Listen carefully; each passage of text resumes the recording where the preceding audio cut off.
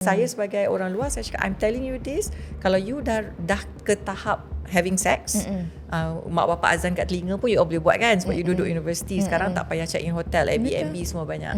Tapi if you are venturing into that area, kena safe lah. Macam dulu-dulu zaman-zaman mak saya lah, kalau tengok TV, lepas tu ada orang putih bercium kat dalam tu kan, dia tutup mata. Kita tutup mata, tapi dalam hati nak tengok. Apa yang sedap sangat sampai kena tutup mata ni kan? Hanya orang tua je boleh tengok. Jadi bila sampai zaman saya, bila anak saya, bila dia tengok yang cium ni, orang rumah saya suruh tutup mata, saya cakap buka. Hitam putih, dunia tak selamanya kelabu. Bila Rosyam dan Nana hadap mentari baru. Hitam putih, jawapan dalam setiap soalan. Bersama-sama tembus batas. Hai, Assalamualaikum. Okey, hari Ahad malam seperti biasa, aku dengan Datuk Nana akan muncul bersama dengan korang untuk tengok Hitam Putih. Jadi hari ini ada satu cerita baik juga ni. Tapi apa pun Datuk Nana, kita ni dibawakan oleh siapa? Nanti kau marah aku pula tak cakap. Dibawakan oleh Usanita lah, kan. Tapi kita best juga, kita ada kursi kita ada empuk hari ni. ni Ella Furniture. Ella Furniture. Bagus kan? Dia lepas ni kita kena minta colour lain pula tu. Colour lain pula Colour lain tapi tak boleh sebab hitam putih kan. Hitam putih, colour lain. Baju kau boleh lah tukar dah tu. Tu lah tu. Okey, so hari ni Kau ada anak? ada seorang. Kau jaga? Jaga. Asal nak jaga anak? Mestilah jaga anak. Beranak campak je lah. Amboi. Itu konsep apa tu? Binatang pun jaga anak kan? Binatang pun jaga anak, ni. tapi orang... Tapi ada juga. Tapi ada sebab tau. Tapi ada juga orang yang dia, yelah dia mungkin benda tu tak diingini tapi berlaku. Anak kan? luar nikah Anak luar nikah ke. semua. Tapi kan? baby tu tak salah tau. Ya, baby tu tak salah. Dan sekarang ni kita ada satu tempat yang menyelamatkan bayi-bayi ni daripada dia dibuang ataupun tak tahu jadi apa. Jadi Pasukan penyelamat mana pula? ada dan mereka ni yang saya nak kenalkan tetamu hari ni ada dua orang ni, dan mereka adalah Riza dan juga Alia. Mereka daripada Orphan Care. Mereka ni ada misi mereka di mana mereka selamatkan baby-baby ni daripada terus orang kata dibuang macam tu sajalah. Tajuk kita hari ni apa khabar semua dua? Okey. Baik, Alhamdulillah. Tolong dekatkan sikit mic tu. Tarik sikit mic. Macam tu. Mic tu jangan lagi-lagi kan. Okay, dia ibarat macam aiskrim lah, saya bagi gula-gula kan. Dekat sini steady. Steady Reza, Alia. Alia macam takut-takut je dengan saya. Okey, kita okey ni. Tuan tak ada baby dah. Kena nervous kan? Saya dah tak ada baby dah. Saya dah tak ada baby dah bagi awak jaga. Jangan risau. Okey, macam mana boleh tertubuhnya Orphan Care ni? Boleh? Lama, kita dah 16 tahun ditubuhkan. 16 tahun? 16 tahun Datuk. Lama sangat. Kami pun bekerja pun less than that when we found out. Now diorang 2008 ditubuhkan oleh arwah Datuk Adnan. He's a humanitarian. Dia pergi Banyak Gaza, banyak tempat. So masa tsunami, masa Indonesia tu dia realise ramai anak-anak yatim kan yang masuk ataupun ada parents terpisah masuk rumah anak yatim. So dia bila balik Malaysia dia realise perkara ni pun ada di Malaysia. Rumah anak yatim tu ramai ada keluarga sebenarnya tapi masuk rumah anak yatim. Kan? Jadi dia nak kekeluargaan ni. Dia nak keluarkan anak-anak ni perlu ada dalam bonding keluarga. Kita punya tagline pun setiap kanak-kanak perlukan keluarga. So bila Datuk Adnan buat ni, of course lah baru-baru kan. And then dia tubuhkan baby hatch pula sebab dia realise ramai orang yang bila bayi yang kena buang tu kena hantar rumah anak yatim. Sedangkan ramai yang boleh bela anak ni kan. Tapi dia meninggal pula 2011. Berapa tahun selepas dia buat tu? Dia buat 2011 dia meninggal. Jadi yang meneruskan usaha dia isteri dia Datin Ilia, kakak dia Tan Sri Faiza who's our chairman dan juga rakan-rakan dia. So 6 orang ni hardcore lah yang teruskan legacy. Apa both of you kena mengena dengan benda ni? Sebab kita You dibuang keluarga ke apa? sebab dibuang keluarga. Tapi bukan baby ni. Kita setiap wanita perlukan keluarga gitu. Lain lah tu. Lain lah. Saya ada kat sini sebab dulu saya bekerja di institusi. Okay. Saya yang bekerja sebagai penjaga dekat rumah kebajikan. Oh. So saya tahu anak-anak ni dia membesar, kita lah mak dia, kita lah ayah dia, dan saya rasa benda tu tak patut jadi macam tu sebenarnya. So saya cuba nak cari bidang lain Dan tiba-tiba dapat kat sini dan saya dapat orang kata talikan lah maksudnya. Memang Tuhan dah Memang dah dah arahkan aturkan awak kat situ lah. kan. Macam Reza macam mana boleh terbabit? Saya terbabit masa tu Orphan Care dengan LPPKN adalah buat certification untuk buat ceramah-ceramah dekat sekolah. Saya trainer last time, this time pun. So bila dapat certification tu, bila saya pergi sekolah-sekolah, kita cakap pasal sexual harassment tu. Sexual harassment, rape yang menjadikan kehamilan ni kan. So kita buat the prevention. So bila saya dah buat tu, saya tahu Orphan Care pun looking for people. So mula-mula masuk macam okay lah kot. Lepas tu tak boleh tu jiwa kat situ. Terus tak keluar-keluar dah sampai sekarang. Dah berapa lama dah? Saya 5 tahun. Alia? Saya 4 tahun. Sebab dia macam banyak nangis, banyak emosi macam tu kan. Yelah baby kan. kan. Baby. Lepas tu baby yang sekarang berapa banyak baby ada kat situ? Okey. Kalau ada tiga tempat sekarang kan? 3 tempat betul. Satu dekat PJ. Johor Baru. PJ kita punya main lah HQ. Main. Johor Baru kita Okey. punya branch dekat Johor Baru kat mana? Johor Baru dekat sekarang dekat Jalan Bakar Batu. Jalan Bakar Batu. Okey. Yang satu lagi? Dekat Sungai Petani. Oh kat mana? Sungai Petani. Jalan Serampang tu. Carilah open camp mesti dapat punya lah. Maknanya ada Google satu lah. di utara dan satu di betul. selatan. Betul. Tapi baby hatch kita ada di Merata KPJ Hospital. Dia ada buat baby hatch saja. Oh, maknanya memang you letak Peti tu ada lebih. di setiap hospital. Tak, kita ada di Damansara, Tawakal, Ipoh, Seremban, Kota Baru. Kota Baru. Oh.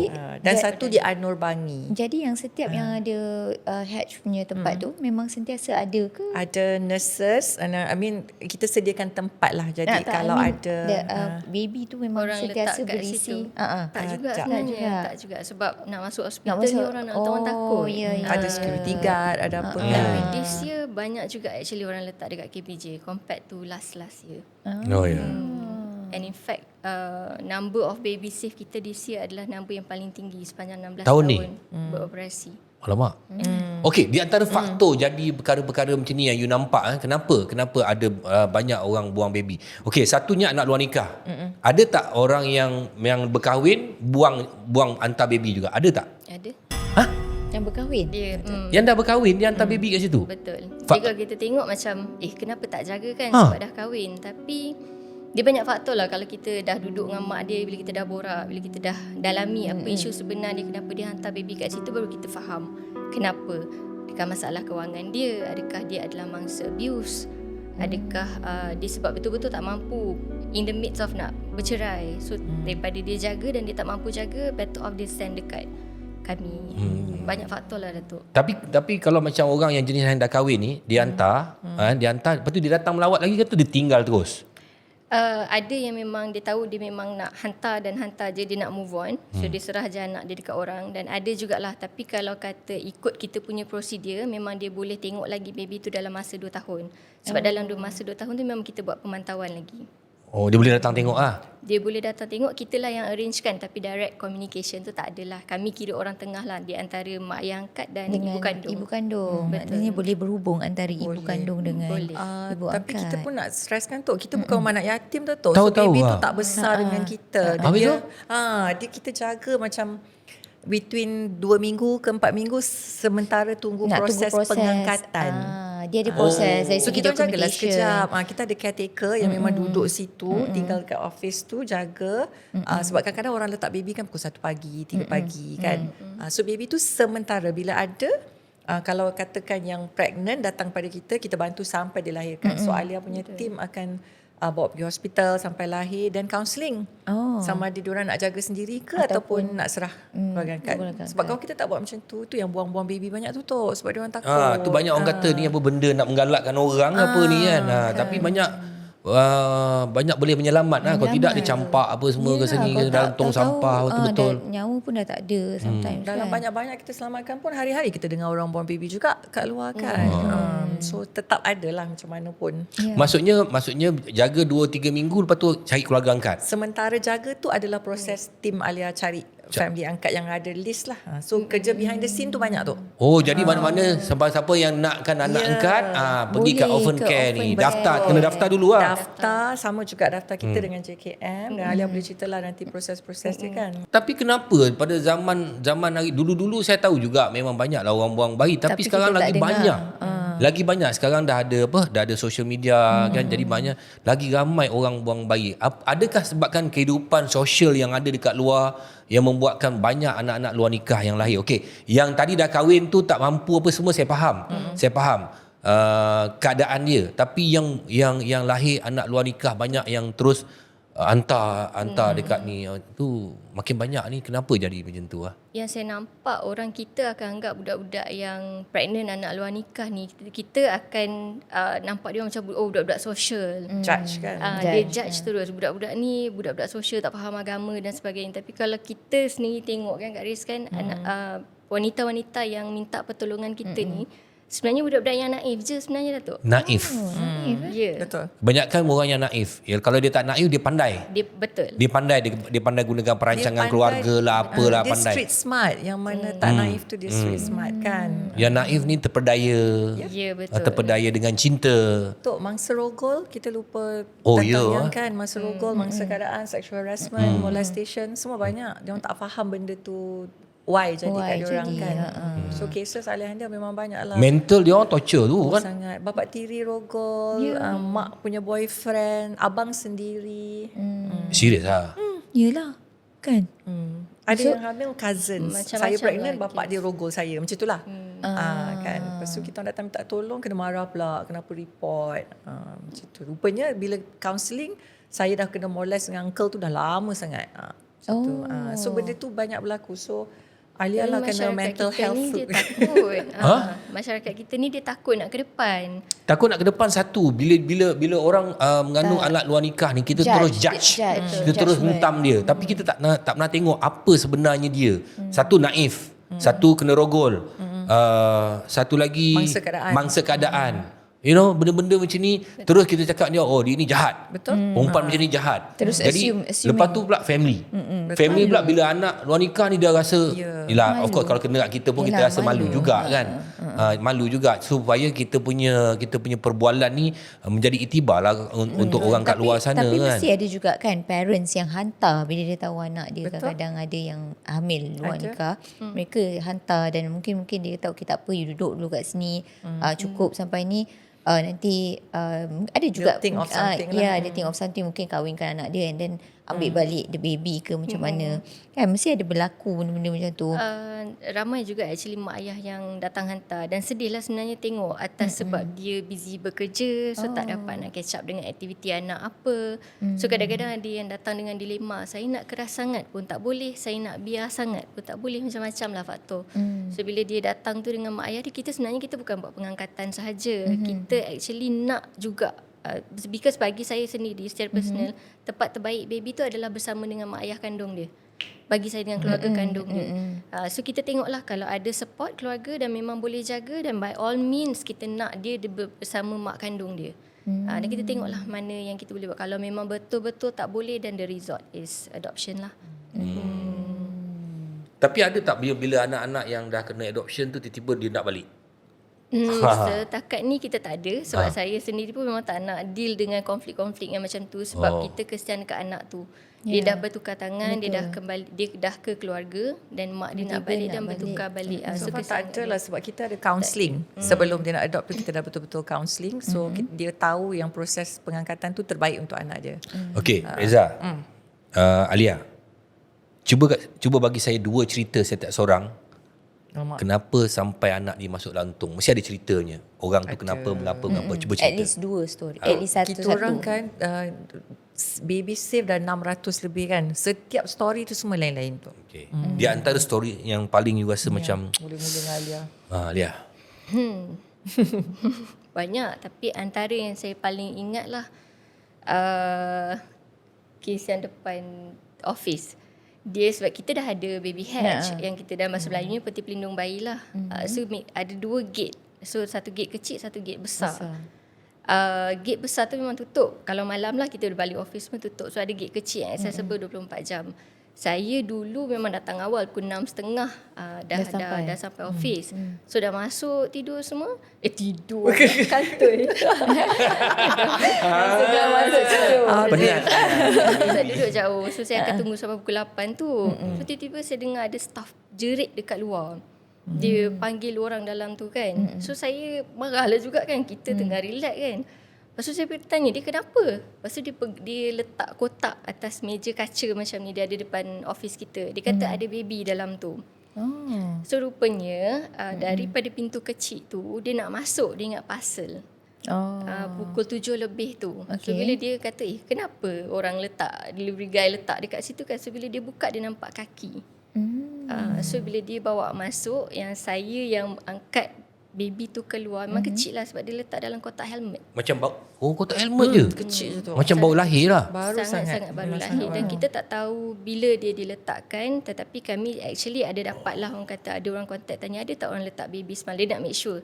Saya tak tahulah dia siapa. Dia nak Mungkin dia lah. Dia lah tu. Maknanya anak dia selamat lah. Betul. Bila Dia dia nak cakap make sure. semalam tu kita jumpa pukul 7 lebih, saya wonder baby tu dalam kotak tu dah berapa lama. Sebab kita ada anjing-anjing liar kan, rumah-rumah kat situ. Ya, So betul. dia kaki dah biru, semua-semua api kat tepi-tepi tu. Tu first time lah, first and last time saya lah pengalaman macam tu. Ambil baby dalam baby hatch dah biasa. Ni Yang daripada ambil kotak. tu. Tapi alhamdulillah baby memang membesar sangat sihat. Sekarang dah 2 tahun lebih kot. Baby girl, baby boy, girl. baby girl. Melayu. Melayu. Okay.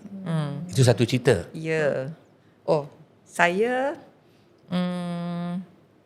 pada saya this girl dia datang, she was raped. Masa dia datang tu dia tak boleh bercakap tu. 3 hari tu dia memang trauma. I look at her Dia pun datang sendiri ya? datang sendiri sebab dia dapat tahu dia pregnant. Alright. Dia ingat dia macam sakit perut lah apalah semua kan. So dia pergi doktor cakap dia pregnant, dia sangat trauma, dia datang pada kita. Very innocent girl. So I talk to her, tangan dia gigil-gigil semua. So dia bila bersalin, baby dia deform. Doktor cakap ada kecacatan lah. Dan boleh hidup 3 months, 4 months macam tu. Parents of course tak boleh terima tu. Memang menangis-nangis semua tu, kita faham. Tapi dia pun tak boleh nak jagalah, student lagi. So serah pada rumah anak yatim. That one we all cried. Kita semua nangis macam Allah, takkanlah budak ni nak mati kat rumah anak yatim. Jangka hayat 3-4 months saja kan. But after 2 months she called us back, the girl, the mother called us back, cakap Alhamdulillah mak saya bagi saya jaga anak saya. So kita kelang kabut lah, kelang kabut. Ambil balik, buat JKM nya surat. Memang a little bit susah lah sebab baru dimasukkan apa kan, pergi court apa semua dapat balik. Kita orang sangat bersyukur. Dia kata tak, saya sujud kat kaki mak saya hari-hari kak. Dia kata nak jaga baby ni, biarlah dia mati dengan saya. Dia kata kan, malu-malulah lain. So dia jaga. So every month kita akan bagi bantuan, tolong. So last few months datang, every month kita contact. He is 3 years old now. Umur dia panjang.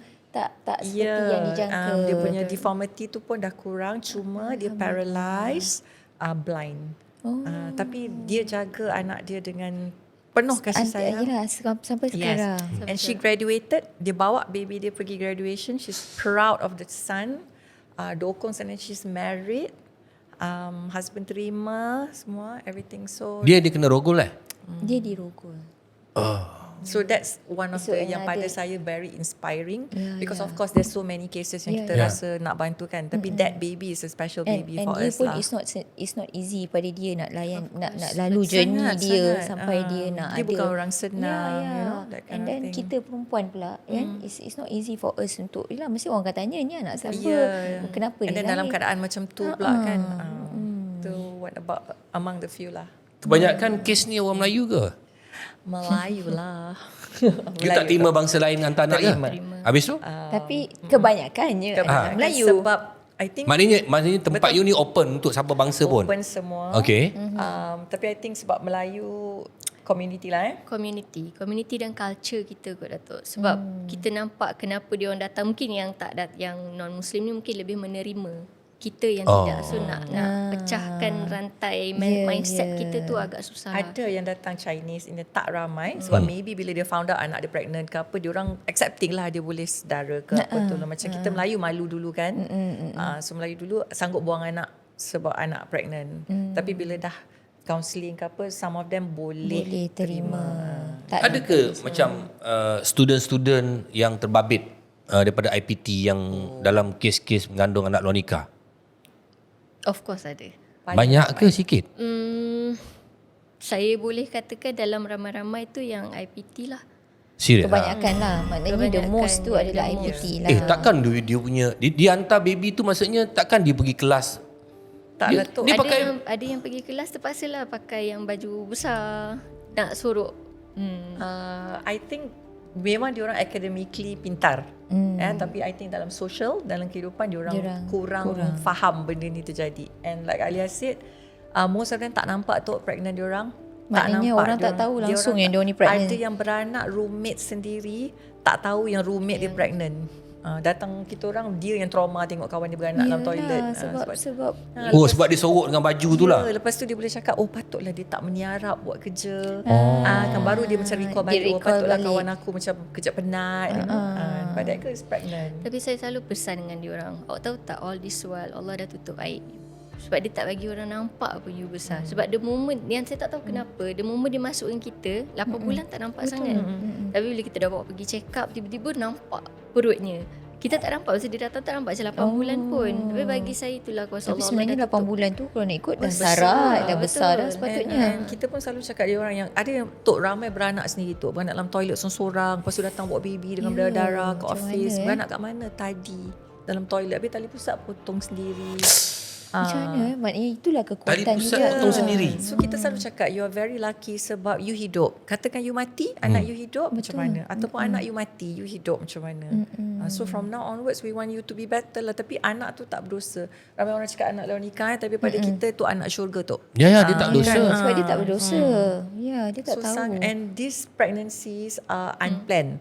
Bermaknanya diorang, some of them bila dah dapat tahu ada yang nak menggugurkan, of course. Kan ambil drugs lah, apalah semua. So ni baby yang sangat trauma dalam perut, yang tak ada orang nak letak headphone lah, nak suruh dengar apa semua, tak ada. Memang kan. tak dirancang. Tak ada. So they are very traumatized babies. So bila lahir tu memang kita extra love sikit lah to the babies kan, because they are trauma babies. Ada tak macam, okay, yang biasanya hantar ni perempuan tu lah. Perempuan. Habis ada tak jantan durjana tu ikut sekali ke? Ada yang dia ikut dan ada yang dia sendiri letak. Sebab CCTV dalam baby hatch actually boleh capture daripada belakang for safety reason. So kita tak nampak Wajah. Tapi Siapa you can look at the figure. boleh. Dan ramai juga, boleh dikatakan Boleh ramai lah lelaki sebenarnya yang datang letak. Yang okay, sebab dia ada different kategori kan. Yang pregnant, yang dah lahir datang kat kita dengan baby hatch. So kalau baby hatch, ada juga lelaki yang letak. Yang datang jumpa kita pun ada yang datang dengan partner. Datang dengan partner. Tapi mostly tak, tu lah kita nak cakap, Tok, benda ni bukan masalah wanita. Benda ni adalah ialah yang mengandung perempuan, tapi yang mengandungkan tu adalah lelaki kan. Tapi masyarakat judge perempuan lah. Perempuan ni jahat sebab tu mengandung ni. Sebab semua lelaki kadang-kadang dia tak mengaku pun tu anak dia. Dan dia tak mengaku pun dia yang buat benda-benda tu. Selalunya yang datang pun itulah dia akan cakap dia kawan, dia pakcik. Tapi kita ni tahu macam boleh tahu kan. But we have good men lah yang Ada yang bertanggungjawab lah. Tapi kalau dia dah datang bawa tu, memang saya akan cakap dengan dia, saya nak dia ada sampai last, sampai baby dah diserahkan. So that is a part of his dia kena responsible jugalah. ada tu yang budak lelaki tu sendiri bila dia, girlfriend dia dah, sebab keluarga angkat, katakan saya hamil, saya dah beranak, saya ada apa tu, macam ada rights untuk pilih adoptive parents mana yang saya nak serahkan from our list. So saya tahulah anak saya serahkan kat mana kan. So partner ada sekali. So hari penyerahan tu partner yang nangis teruk tu sampai, ya Allah ampunkan aku, anak aku terpaksa serah. Itu part tu memang kita orang. Tapi ada juga nanti bila dia dah tengok budak tu elok, everything okay, you know, at that time yelah, mesti akan datang claim. Tak boleh dah. Dah serah dah sign dah, tak boleh dah. Tadi kan dah cakap kan tak boleh claim. Tapi ada juga kan. Ada, tak boleh buat apa lah. Dia orang akan tanyalah khabar baby. But the beauty of adoption, kita tak nak orang ingat adoption ni something yang tak bagus kan. So it has to be something nice. Kita tak nak adoptive parents adopt, lepas tu kena pindah pula sebab takut kena ambil balik kan. So kita buat semi open where they can come to orphan care, jumpa birth mother, jumpa real mom dengan adoptive parent, jumpa sekali dekat office kita. Banyak kali dah jadi. Bukan selalulah, kena arrange lah. Kena arrange. Team Pada akan hari arrange. pertama pengangkatan tu memang kita wajibkan untuk berjumpa. Sebab bagi saya, birth mother ada right untuk tahu siapa yang akan jaga anak dia. Dan mak ayah angkat ni memang kena cakap dengan dia, kita akan jaga elok-elok. Sebab kita tak nak lah berlaku. Betul. Kita nak dia pun keluar dengan tenang. Okay, itu baby. Tak, yang besar pada baby ada tak wanta? Besar pada baby tu umur berapa? Yelah 2 bulan, 3 bulan, 4 bulan. Ada juga? 6 bulan paling besar. 6 bulan? Yelah. Mungkin Yang masa tu tu. kesian tu. Sebab budak tu 6 dah bulan ni, faham. 6 bulan dia dah faham. Saya pun nak, yang tu saya sedih sikit. Saya pun macam keluar air mata jugalah yang part tu. Maksudnya dia hantar tu dia tinggal kat situ ke apa? Dia Dia letak letak dalam lah. baby hatch. Dia letak dalam baby hatch tu juga. Itu kesian. Sebab Yang dia tu, rasa dia kita tak tahulah apa reason dia, sebab itu memang kita tak dapat nak identify siapa yang Oh, letak. itu memang you tak tahu siapa parents tu memang tak tahu siapa-siapa. Tapi yang itulah yang antara yang saya tengok dan saya rasa kesian, sebab kalau dia letak newborn kecil dan ringan. Jadinya newborn ni pun dia tak tahu apa-apa lagi Ya, kan. dia memang tak ni. Itu Ni dah macam recognize. terkebil-kebil dia tengok lampu menyala apa kan. Tiba-tiba ada bunyi alarm pula apa, dan dia macam bila dia nak letak tu, sebab dia a bit berat kan dah 6 bulan. So dia macam dalam tengah tidur tu dia letak tu dia terjaga. Dan terus orang yang individu yang letak tu terus larilah. So the moment kita ambil baby tu terkejut lah juga kan tengok 6 bulan yang sana. Waktu orang cerdik letak tu duk gurau-gurau, kita orang pun duk melai je. Tapi Yelah, sedih sebab dah macam, pandai kan 6 bulan. But Alhamdulillah di-adopt oleh couple yang terima walaupun dia dah 6 months. Tapi proses tu kita orang kesian kat baby tu lah. Tok bayang kalau dia macam mana ni, dah bau mak lama Dah kan. biasa. Tiba-tiba ada tempat lain pula. Apa nak tu letak. biasanya orang yang ambil anak angkat ni, dia ada anak ke tak ada anak? Tak ada. Untuk nak adopt baby, kita memang bagi kepada orang yang childless sahaja. Oh, ya ke? Belum ada rezeki ada anak. Macam saya tak boleh lah.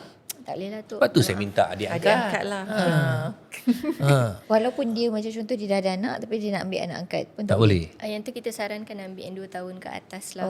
2 bukan- tahun ke atas bukan tu, baby. Bukan baby, tapi daripada rumah anak yatim lain. So kita kerjasama dengan JKM, identify, sebab rumah anak yatim kan ada yang ada family, ada juga yang memang tak tahu siapa family diorang, dibesarkan berterusan dalam rumah anak yatim. So kita galakkan juga orang untuk ambil anak yatim yang dah besar sikit, 2 tahun, 3 tahun. Ada yang ambil 7 tahun, 8 tahun. Sebab kalau kita biar diorang membesar dalam rumah anak yatim, umur 18, they have to leave. Ya, Kena keluar. 18 yang kena keluar. Okay. You bela dia daripada kecil. Siapa? Yang Bela? budak baby sampai jadi anak yatim. Anak yatim pada umur berapa biasanya masuk tempat you? Lahir lah. Tapi kita tak akan jagalah Tok. Kita akan buat adoption ataupun mak yang jaga. Anak yatim yang kita maksudkan ni kat rumah anak yatim Kat lain. rumah Oh, I anak yatim. see. Dia orang arrange kan. Kita arrange kan. Oh, you arrange kan untuk So ambil. sebab kita nak dia di-adopt. Sebab kalau dia tak adopt sampai umur 18, dia kena keluar. Dia kena keluar. Dia orang tak ada identity, tak ada surat beranak kan. So nak kerja apa? Duduk bawah jambatan, jadi prostitute, jadi drug addict, because In the end what dia can orang they punya do? dia orang punya ni go back to apa benda Tapi dia yang duduk dalam rumah anak yatim, membesar dengan baik lah, ada makan. Tapi tak ada masa depan. You boleh cerita tak kat kita orang? Okay, yang rumah anak yatim ni umur dia dah 7 tahun, 6 tahun, 8 tahun. Bila ada orang datang nak ambil dia tu, dia nak keluar pada momen tu. Saya nak tahu momen tu. moment dia diambil. Sebab macam Alia dia banyak pengalaman dulu kan, dia kerja Momen rumah dia anak kan, yatim mesti dia nak yang tinggalkan kawan-kawan dia. Ni orang baru nak ambil dia. Momen tu boleh cerita tak? Dia excited je sebenarnya, tapi dalam masa yang sama dia masih ada rasa nak duduk situ. Ke situlah tempat dia membesar. Situlah rumah dia, kawan-kawan dia, keluarga dia. Tapi itulah yang kita terpaksa prepkan mak ayah angkat ni. Momennya tu dua-dua gembira lah sebab nak balik. Tapi when the moment dia balik tu, banyaklah kita dengar dia rindu nak balik sana balik. Sebab dia tak tahu lagi dia nak ke sana tu dah Macam dah mana. sunyi. Tapi dia ada bonding time.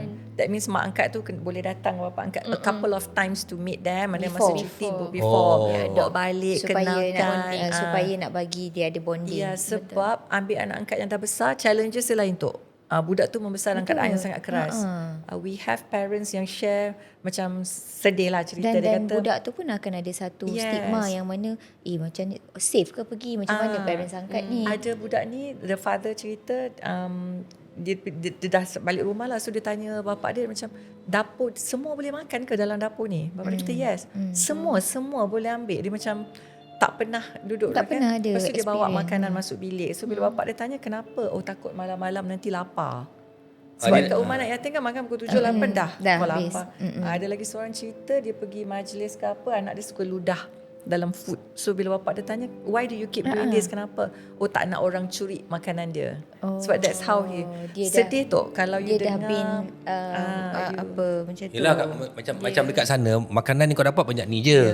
Dia takut kawan-kawan dia curi, dia ludah kan. So dia punya survival tu and the challenges untuk ibu bapa angkat sangat Different. tinggi untuk yang besar. Sebab dia akan provoke you. Dia akan jadi anak yang sangat nakal, sangat lah. Sebab dia tak tahu love. Ya. So ada yang macam kita dengar Challenges cases lah. lain, orang dah ambil anak angkat pulang. Oh budak ni nakal sangat lah. Tak aku boleh Ada manage. juga. Ada. Not through orphan care, but we dengar banyak. So that's what we don't want. That's why parents kita ada training. Kita cerita yang paling teruk-teruk tu. Jadi bila dia tahu benda ni akan terjadi, dia akan mencuri, akan meludah sebab survival kan. So tu kesian. Ada tak you dengar cerita macam yalah, biasanya patutnya orang hantar anak dekat you all.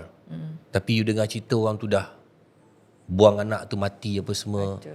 Macam you all nak selamatkan baby kan. Ada berlaku Ada. Takutlah tu. Kadang Boleh kita baca cerita juga sikit? paper. Yang paling tragis yang you pernah. Yang berlaku kematian. Bila time tu saya tengah kat bawah ada interview. Lepas tu dengarlah bunyi siren apa semua. So the moment ada staff ambil keluar tu saya nampak mulut baby berbuih.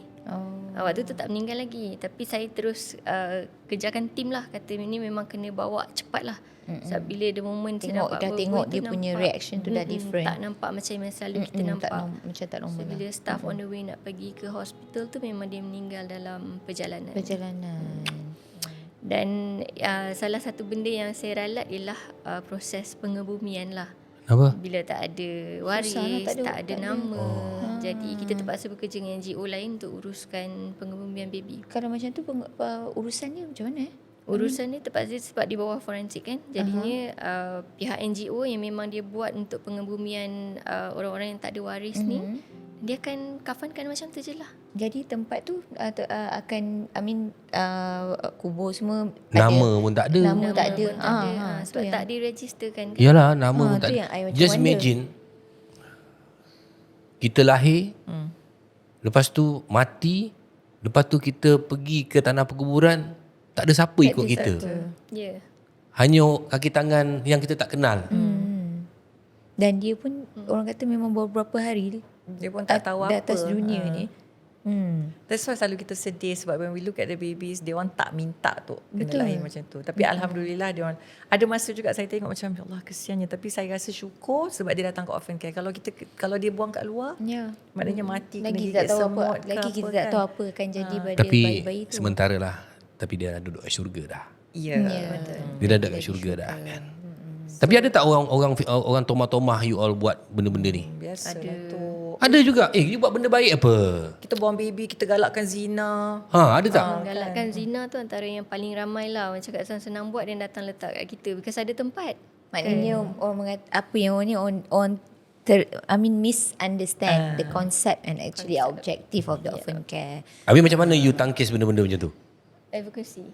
So kita fokus pada yang positif sebab yang negatif ni banyak kan. So kita akan cakap lah, kalau kita tak ada benda ni pun zina tetap berlaku. Pregnancy tetap berlaku. Kita adalah the end results kan. Kalau nak share macam story, tak ada orang yang macam jomlah buat ni, kalau mengandung boleh buang ke orphan care, tak ada orang. Nobody knows about orphan care sampai bila dah later stage kan.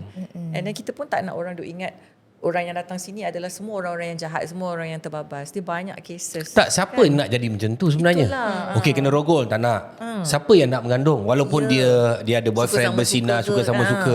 Tak ada orang yang nak mengandung anak luar Panik nikah. tu. Panik tu. Tak ada parent yang suka anak dia mengandung anak luar nikah. betul. So, jangan cakap siapa-siapalah. Siapa, apa bangsa, apa agama pun tak nak perkara tu berlaku.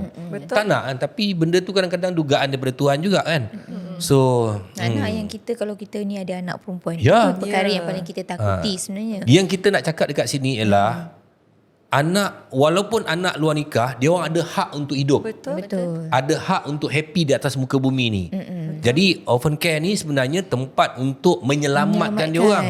Jadi yang korang tu yang kat luar tu yang sibuk-sibuk kata dia orang ni menggalakkan apa, lebih baik daripada kau bising, kau sibuk-sibuk tu, daripada duit internet kau pergi hantar kat dia orang ni. Boleh selamatkan lagi banyak. Mana you all dapat duit lah?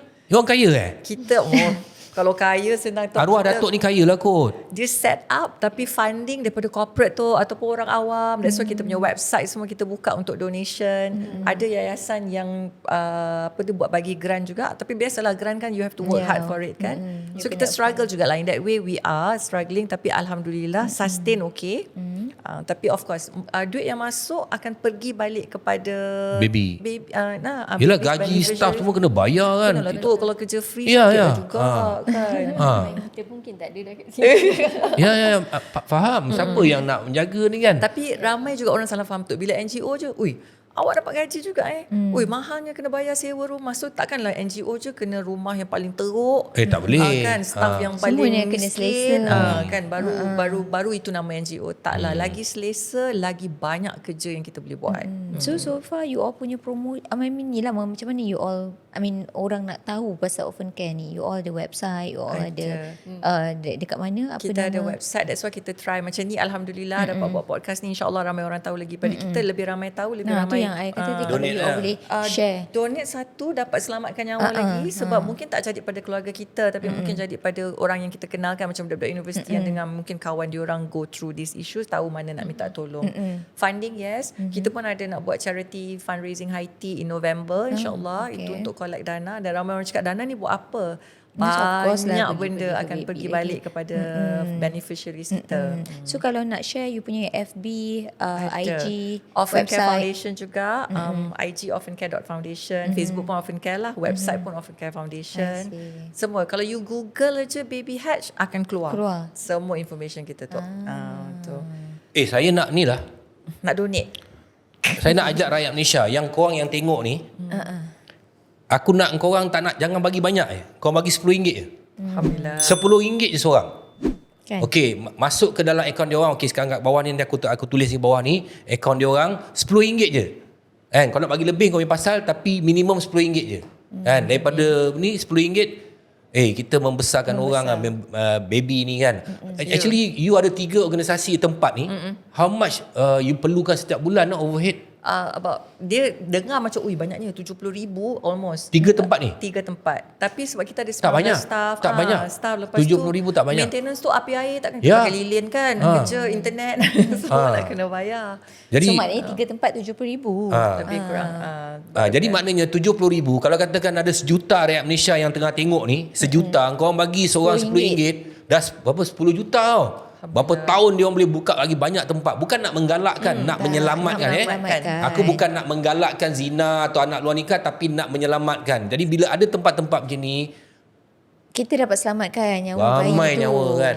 Dengan RM10 kita dapat selamatkan ramai nyawa. RM10 je. Betul tak? Dan setiap bulan 10 hari bulan kita ada buat kempen RM10. RM10 on every 10. Oh, 10. Setiap RM10 setiap 10. Tapi kalau hari-hari nak bagi RM10 lagi bagus. Tak ada masalah. Hari ni saya confirm bagi RM1,000. Alhamdulillah. Betul ke tu? Betul, RM1,000. Alhamdulillah. Daripada saya personal RM1,000. Datuk Nana lagi banyak. Saya tak perlu sebut amount, tapi saya akan Ada lagi. Sebab Okey. betul. Thank you. Okey, kru-kru aku seorang RM10. Setuju? Setuju tak? Dah dapat dah. Saya ada kru lebih kurang dalam berapa 20-30 orang, seorang RM10. Rela terpaksa ke tu kan? Tak, memang kita Ini dia ikhlas. orang ni, dia orang ni. Kru-kru saya hati baik lah. Jangan pandang macam tu. Jangan pandang macam tu. Kan?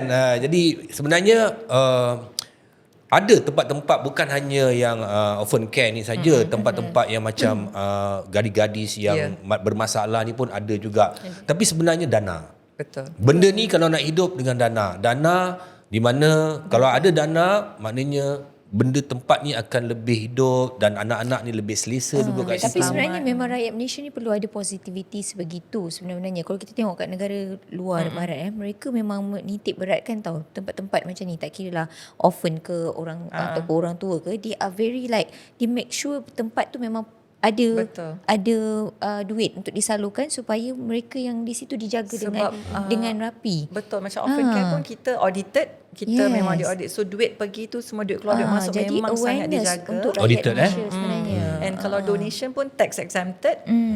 So benda tu semua adalah dia punya pengiraan and everything. Maknanya dijalankan dengan cara yang betul Ya, lah. betul, dengan Kan? cara yang betul. Sekarang ada berapa anak dekat Orphan Care ni? Sekarang hari tu last week ada 2, Last week ada 2, sekarang ada seorang yang akan tapi keluar esok bersama pending keluarga. cases banyak tu.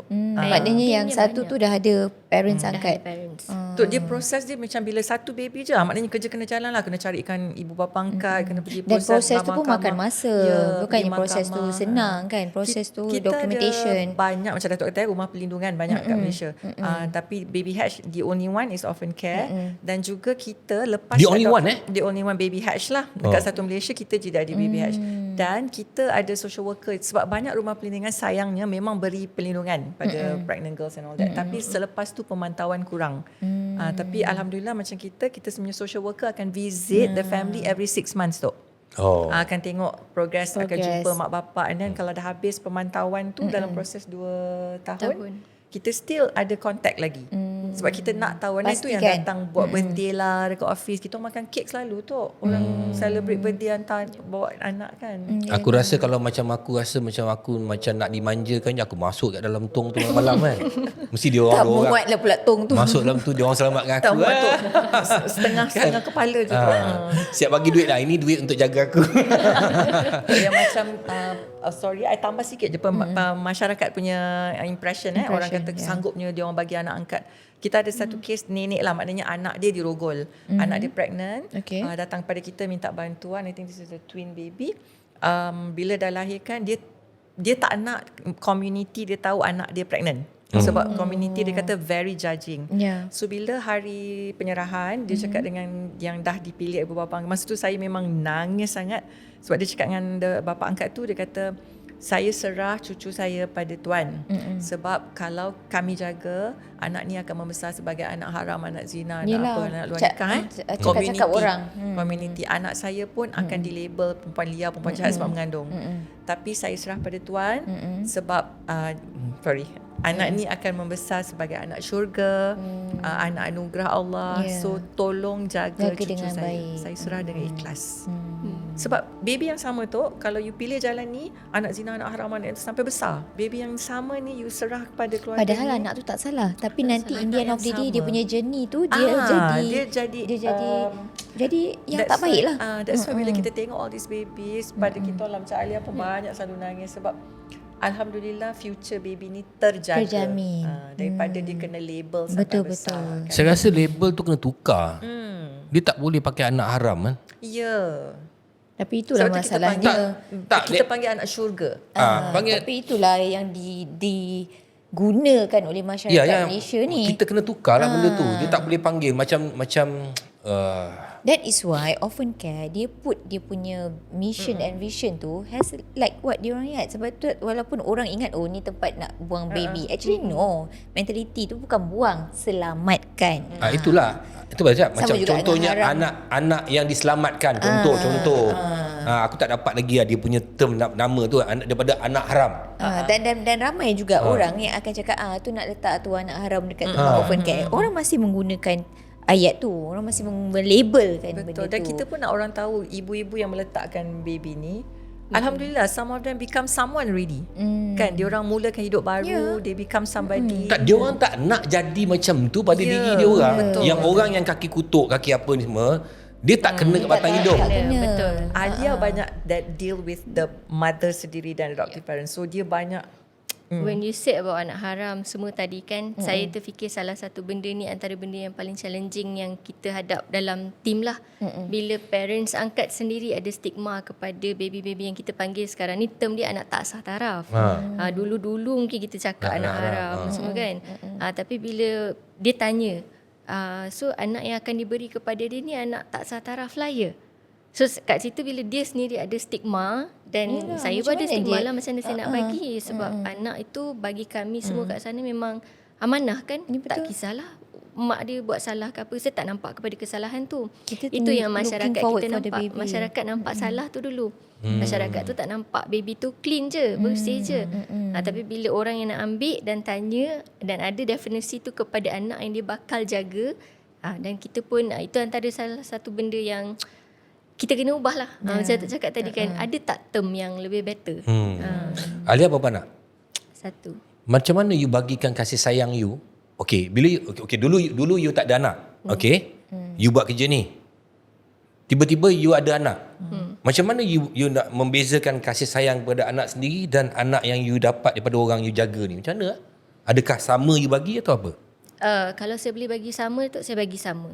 Sebab bila kita dah ada anak, macam saya cakap, bila tak ada dia different, bila ada dia different. Bila kita tengok cara baby sama je muka dia semua kan. Nak kata beza tu of course lah ada beza. Kita balik waktu kita dengan anak kita lain kan. Tetapi macam saya cakap, saya tak dapat nak kasih sayang tu actually sama je. Kalau saya bahasakan diri saya dengan anak-anak tu, saya akan bahasakan mama juga. Sebab kita tahu mak dia terpaksa dan dia macam Kak dia cakap tadi kan, dia berlaku dalam tak ada siapa nak dia.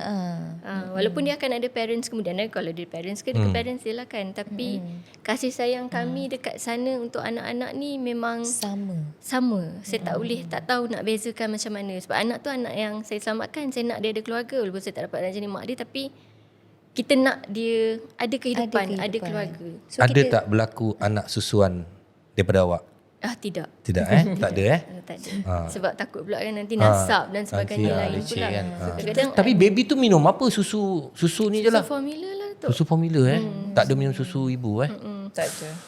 Kita pun cakap Asal- dengan parents kena ada apa yang lactation ibu bapa angkat kan. Saya sangat menggalakkan sebab ada kaunselor yang bagi tahu seboleh-bolehnya biarlah anak ni disusukan oleh mak kandung dia. Walaupun setitis, dia akan jadi anak dengar cakap. Itu kaunselor yang advice lah, tapi ramai yang tak nak kasih sebab dia takut nanti ada bonding dan sebagainya. So dia nak selamatkan perasaan dia juga, mak kandung tu sendiri. Kau orang semua kat luar tu macam-macam lah kau boleh cakap kat dia orang. Tapi bukan semua orang bukan tapi semua. segelintir lah yang nakal-nakal ni je kan. Kadang-kadang ada juga bila ada nakal-nakal ni, bila ramai orang tengok baru nampak apa benda orphan care ni kan. Tapi nak share sebab kita ada buat prevention juga tu. Macam bahagian saya ada kita pergi universiti, sekolah semua untuk cakap pasal sexual harassment, rape and all this. So kita bagi cerita-cerita ni semua. So setiap kali this one nojok kan, setiap kali lepas kita punya sharing, mesti wajib akan ada student-student ni, Kak Riz, saya sebenarnya kena rogol dengan Baru Kena rogol dengan? rogol dengan abang. Mak saya selalu tak ada, bapak selalu tak ada rumah. Ada seorang ni, I've been molested by my stepfather. Sekarang saya 22 tahun Kak, saya duduk kampus. Saya suka sangat duduk kampus ni. Saya nak belajar rajin. Tapi lepas dengar ceramah ni, saya teringat saya ada adik. Dengan adik 2 orang, 17 dengan 15 lah. And saya telah dimolest oleh bapa tiri sejak umur 9 tahun. So dia kesedaran tu datang. And then, Adik apa khabar adik ni? macam mana adik ni sama kena tak ada yang cousins yang kena ada budak lelaki juga kena sexual harassment semua. So bila kita bagi pencerahan ni, saya kadang-kadang balik rumah macam terfikir macam Allah apa jadi budak ni. I'm not a counsellor, so saya kena refer lah dia kepada counsellor. Tapi nasib dia saya tak tahu.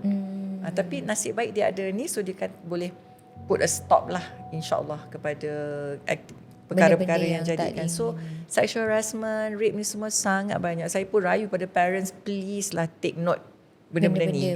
Sebab kadang-kadang budak-budak ingat rogol ni adalah orang yang dia tak kenal. Maknanya dia jalan kat lorong dia kena rogol kan. Dia tak tahu yang sebenarnya orang yang sekeliling dikenali. So benda-benda macam tu lah. So babies ni from that kind of trauma kan. Your family tak kisah ke you buat kerja ni? Alhamdulillah, mula-mula dia pun macam tak faham juga saya buat apa tau. Ramai my own friends pun macam apa benda kerja, tapi pada saya macam it's an office work kan. Tapi kita memudahkan kerja orang, menyelamatkan nyawa. Dan Educate educate. people. And I always tell the adoptive parents, tugas kita bukan untuk carikan anak untuk tuan-tuan dan puan-puan. Tugas kita carikan parents untuk this baby. So kalau tuan dan puan punya family tak boleh terima anak luar nikah, anak ni semua, jangan ambil. Kan sebab ini adalah anak-anak ni. So kalau you nak anak yang bukan macam ni, it's not orphan care lah, ambil anak saudara ke apa kan. Okey, maksudnya tadi saya nak recap balik.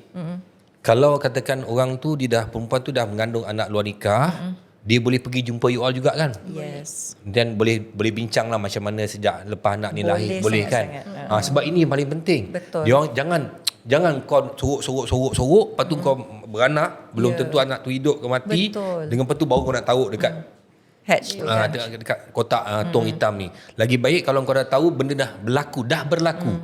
Dan diorang ni profesional yang boleh bincang dengan korang, bagi korang pendapat, nasihat macam mana nak settlekan masalah yang kau hadapi ni kan. Jadi kau boleh jumpa dengan dia Dan orang. rasanya mereka yang menghadapi dalam keadaan macam tu, mereka tak perlu takut, mereka tak perlu panik. Apa yang perlu mereka tahu adalah ada tempat-tempat yang boleh menyelamatkan bayi-bayi yang mereka tak nak tu. Kita Maksudnya- ibu selamat tu. Ibu Maksudnya pun yang selamat maksudnya masih ada yang Masih sayang. ada yang sayang. Bukan kata bila jadi sesuatu perkara macam tu, yelah, kita cakap senang lah. Okay, contohnya saya ni perempuan lah. Saya mengandung anak luar nikah.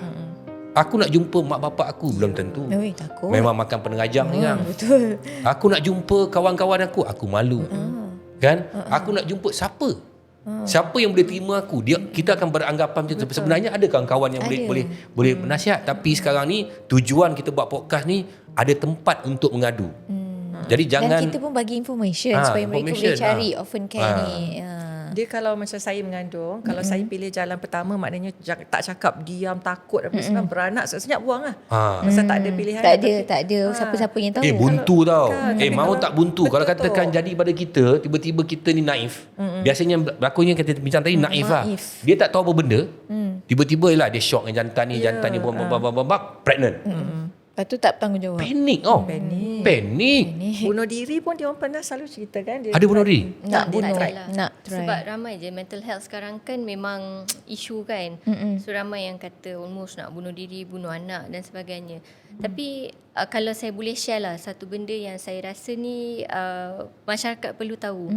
Kenapa yang mana yang naif ni end up jadi macam ni. Sebab bila kita nak bagi for adoption ni, kita akan suruh dia orang buat satu surat untuk anak dia dan untuk mak ayah angkat. Tapi bila saya kerap baca, yang ni antara yang saya kerap tengoklah, bila dia kata dia minta sangat ayah angkat yang jaga elok-elok anak dia, especially kalau anak tu anak perempuan. Sebab dia tak pernah dapat kasih sayang daripada seorang ayah.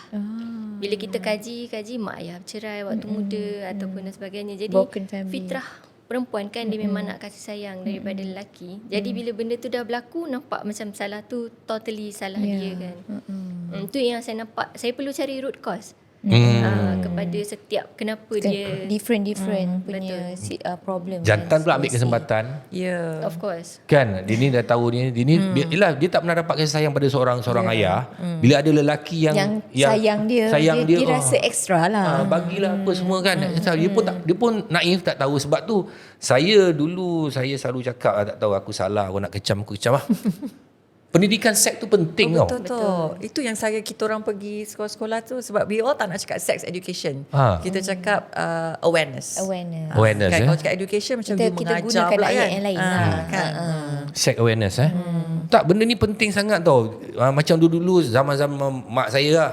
Kalau tengok TV, lepas tu ada orang putih bercium kat dalam tu kan. Dia tutup mata.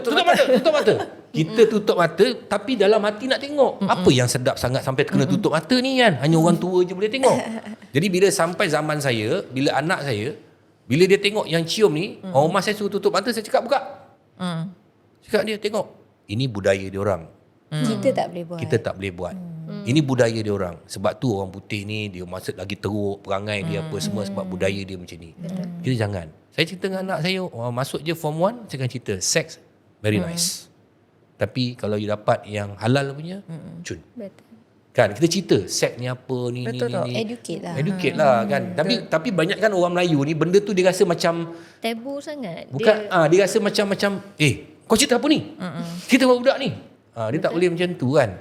That's why bila ceramah kita orang akan cakap, saya akan cakap, sebagai mak anda semua akan cakap, kau jangan merepek-repek dengan budak lelaki. Kau jangan merepek tu apa? Pegang tangan, pegang bahu, peluk. Sebab mungkin saya dibesarkan dalam family yang tak kisah hak-hak. Tapi ada orang lain pegang tangan pun boleh mengandung. Takut kan. So what is it? So you sendiri sebagai student, you kena ada limitation. What is your boundaries? You kena set tahu. your boundaries. So kalau sampai tahap mana, and then ibu bapa akan cakap jangan merepek. Merepek banyak kategori. Apa dia tu? Merepek dia kan. So saya sebagai orang luar, saya cakap I'm telling you this, kalau you dah ke tahap having sex, mak bapak azan kat telinga pun you all boleh buat kan, sebab you duduk universiti. Sekarang tak payah check in hotel, Airbnb semua banyak. Tapi if you are venturing into that area, kena safe lah. Kena tahulah precautions. Kena tahulah precautions. Kena Apa tahu benda. kan. Sebab bukan menggalakkan, tapi memang tak boleh kontrol. Tapi yang tadi you cakap pasal naif tu, ada juga yang dia terlalu tak tahu apa-apa, dia rasanya Kalau pegang tangan dengan lelaki boleh mengandung. Ada tau. Tapi baiklah macam tu lagi bagus. Selamat dia. Selamat dia kan. Tak, maksudnya dia punya bodoh dia tu sampai ke tahap tu. Itu mungkin adaption lah. Sebab parents tu dah adapt macam tu. Tapi bagi saya kalau macam tu dia sebenarnya knowledge dia kurang kan. Dia tak, perempuan tak boleh jadi macam tu. Perempuan dia kena tahu. Kena gangho sikit lah. Dia Jaga kena diri. tahu kalau macam ni jadi macam ni, kalau macam ni jadi macam ni, kalau jadi macam ni jadi macam ni.